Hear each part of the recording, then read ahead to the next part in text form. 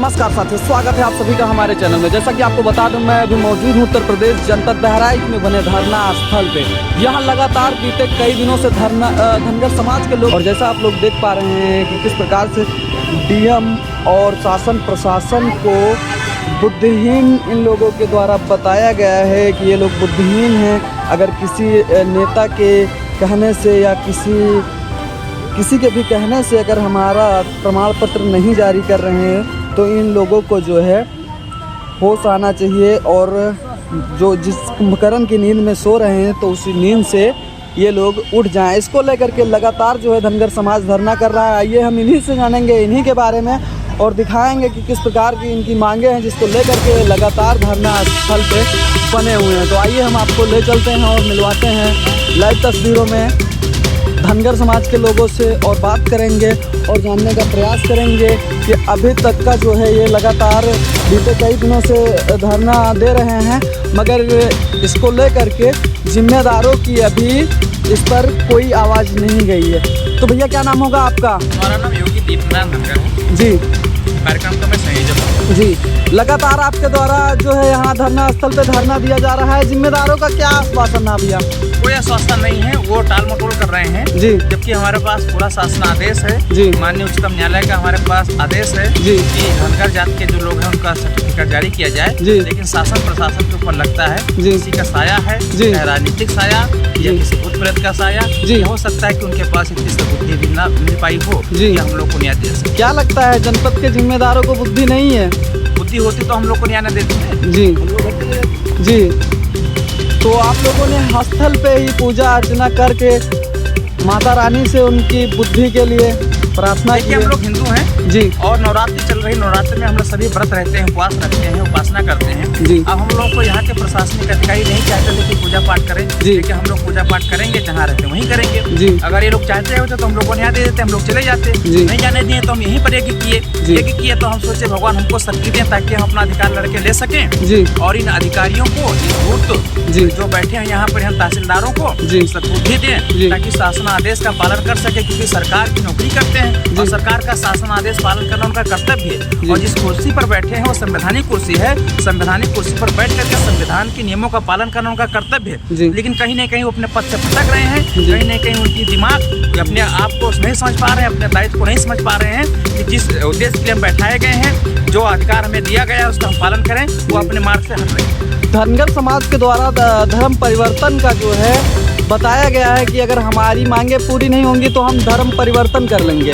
ये हमारे समाज का अंतिम फैसला होगा जी। कि अगर इसमें रहने से अगर हमारा कल्याण नहीं होता है, जहाँ पर रहने से हमारा कल्याण न हो वहाँ रहने से कोई मतलब नहीं है। जी। अगर हमारे प्रमाण पत्र जारी नहीं हुए, जी। हमें न्याय नहीं मिला, जी। ये प्रशासन जी। इस समय के सरकार का शासनादेश का पालन नहीं की, जी। तो हमारा समाज जी। सब कुछ करेगा। जी। क्योंकि समाज का जब अधिकार नहीं मिलेगा जी। तो जो आदमी आक्रोशित होगा, आक्रोश में कुछ भी कर सकता है। जी। तो योगी आदित्यनाथ से आप क्या मांग करते हैं? हमारी मांग तो उन्होंने पूरी कर दी, उनसे कोई मांग नहीं। जी। हमारी तो मांग नहीं। क्या लगता है, क्योंकि शासनादेश का पालन करें, हमको अधिकार दें। जी।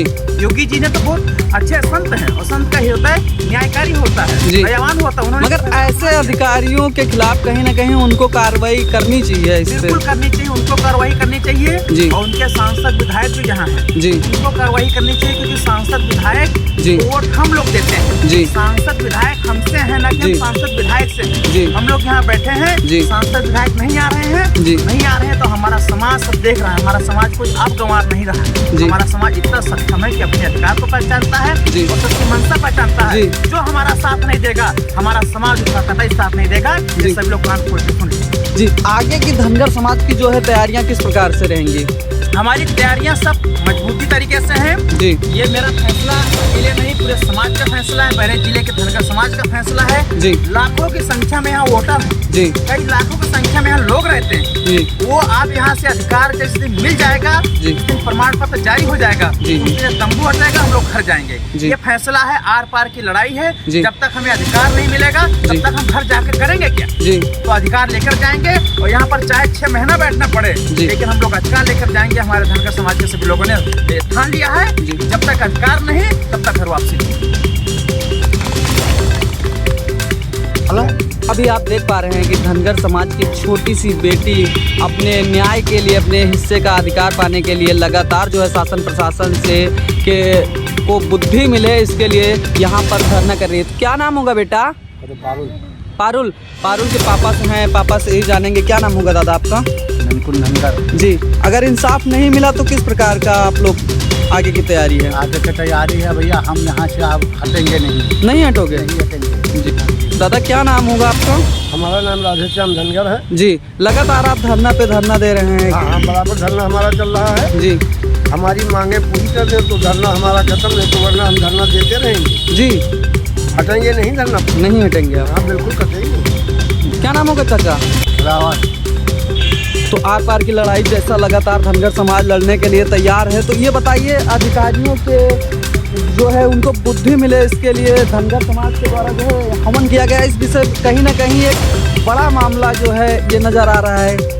जैसे हम लोग हिंदू धर्म है, हम लोग अपने अध्यात्म पर, अपनी संस्कृति पर, यज्ञ पर, गायत्री पर, माता भगवती पर विश्वास करते हैं, भगवान पर विश्वास करते हैं। तो हमने प्रार्थना किया है संवैधानिक लड़ाई गांधी तरीके से लड़ाई हम करेंगे।